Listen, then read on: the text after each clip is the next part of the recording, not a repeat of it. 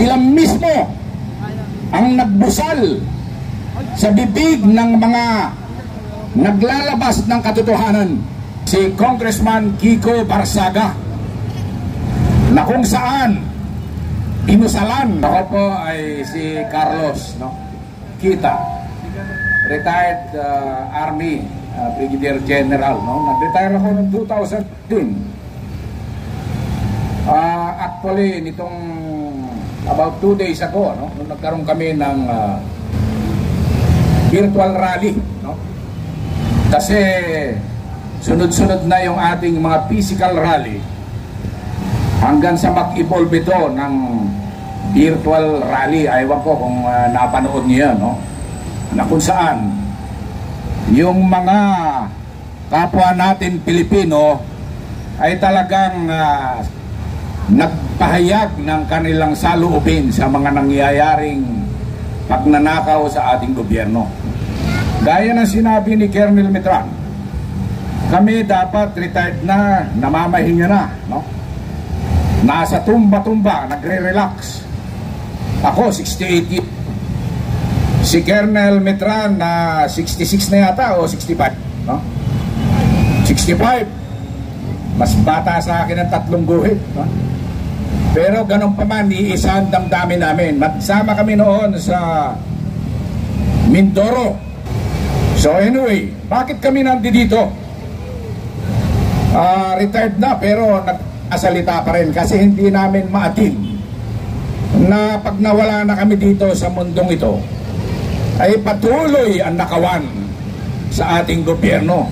Ayaw namin na yung aming mga anak, yung aming mga apo ay patuloy na mababaon sa utang, no? Ang utang natin ngayon napakalaki na ng Pilipinas, accumulated through the years, at lalong nadagdagan ng panahon ni PBBM, 17 trillion, at expected na by 2028 aabot ito ng 20 trillion pesos. So sa ngayon pa lang na 17 trillion, baon na ang ating sarili, yung inyong mga anak at yung ipapanganak pa lang ng more or less 150,000 kada isang Pilipino. Eh pagdating ng 2028, baka ano na yan, mga 200,000 na, no? Anyway, kaya kami specifically nandito ay upang suportahan ang ating kapwa Pilipino, minamahal nating congressman, si Congressman Kiko Barsaga, na kung saan inusalan ng Kongreso, ng House of Representatives, sinuspend ng 60 days. Nagpahayag sila na kaya raw sinuspende si Congressman Kiko ay dahil, yan, may nasusunog doon, no? Pero kuryente yata yun, no? Nalaglag. Anyway, sinuspindi raw siya dahil sa Republic Act 6713. Ito ay ayon doon sa chairman ng Ethics Committee ng House of Representatives, no? Yung Gen Z rin na si Congressman, hindi, Abalos ata yun, Congressman Abalos. Bata pa rin to, kaya lang iba na yung kanyang pag-iisip, no? Double standard na nangyayari dito sa House of Representatives. Republic Act 6713, ano ba yun? Ito po yung Code of Conduct and Ethical Standard of Public Officials. May na-violate daw siya doon. Pangalawa, yun daw House Rule number 20 ng House of Representatives. Ito yung Code of Conduct, no, ng House of Representatives. Nung binasa ko yung isang paragraph doon, yung unang provision doon na nakasaad, yung maintenance ng isang membro ng ethical standard, meron silang certain standard na sinusunod daw. Ano kaya ito? Walang nakasabi doon, eh. Very broad. They should maintain an ethical standard bawat miyembro. That should reflect yung reputation daw o yung pangalan ng Kongreso. Ano yun? Ano yung ano? Hindi ko maintindihan kung ano. Ang pagnanakaw ba hindi pasok dun sa ano? Kasi maraming mga miyembro ng Kongreso na inakusahan na. Hindi ko sinasabing guilty, no? Kasi they are presumed innocent unless proven guilty. Yan po nasa batas. Pero inaakusahan sila ng mga kinasuhan na nila na isinagmit na ng ICI, yung mga taga-DPWH. Yung former Undersecretary si Bernardo, maraming binigay na mga pangalan sa Kongreso. At alam nyo na yan, mga vloggers, narinig ninyo. Pero ano nangyari? Ni isang congressman o grand congresswoman walang isinama sa kaso. Ano to? Double standard? Yung ba yung ethical standard na sinasabi sa House Rule na dapat hindi binabiolate? Labas pa doon yung pagnanakaw. Pagka may kaso, dapat sinalang na yun, no? Again, I'm not saying na guilty sila, no? Tapos ang pangatlong reason daw, ayon sa chairman ng Ethics Committee, ay dahil daw conduct unbecoming yung ginawa ni Congressman Kiko Barsaga. Sa amin sa military, meron din kami niyan, conduct unbecoming of an officer and a gentleman, no? Pagka meron ka niyan, may corresponding punishment. It could be demotion, probably reprimand kung medyo maano lang. So, yun sa tatlo na yun, parang malabo, no?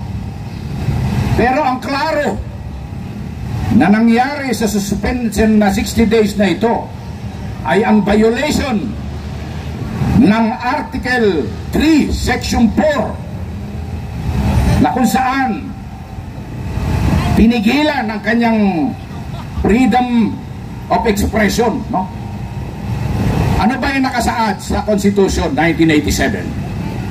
Ayon sa Section 4, Article 3 ng Bill of Rights, no law shall be passed abridging the freedom of speech, of expression, or of the press, or of the right of the people peaceably to assemble and petition the government for redress of grievances. Yun lang naman ang ginagawa ni Congressman Kiko Barsaga. Nag-express lang siya ng kanyang sentimiento, and yet sinuspend siya. Ano pa ngayon ang House of Representatives? Dating democratic institution. Ngayon ano nangyari? Sila mismo ang nagbusal sa bibig ng mga naglalabas ng katotohanan. Iba lang ang the way Congressman Kiko expresses himself. Iba, kaiba sa atin, Gen Z style, no? Unique. Yung ba'y kasalanan? Halimbawa, sa ending mo, mag-meow-meow ka. Meow! Kasalanan ba yun? Style niya yun. Hindi po dapat ganyan ang ginagawa ng ating House of Representatives. So, sa ating mga matitinupang congressmen and women, sana po huwag niyo pong panatiliin na ang freedom of speech and expression ay hindi sunod-sundin, lalong-lalo pa ng House of Representatives. So, finally, itong gabing ito, gusto kong hikayatin ang lahat ng mga Pilipino na nagmamahal sa ating bansa na makiisa, lalong-lalo na ilabas ninyo ang inyong ekspresyon dahil ito lang ang pamamaraan upang maiparating natin sa ating mga kapwa Pilipino ang tunay na pagmamahal sa ating bansa at sa ating pamahalaan na kung tutusin ay gumagamit ng iba't ibang paraan upang makitil ang freedom of expression, freedom of speech. Buti na lang ngayon wala pa namang tumipigil sa atin, pero sa ibang mga bagay kagaya ni Congressman Kiko Barsaga, siya po ay practically pinigilan at binigyan pa siya ng ultimatum na within 24 hours yung kanyang mga ipinahayag, yung kanyang mga post sa kanyang Facebook ay pinatatanggal. Tama po ba yun?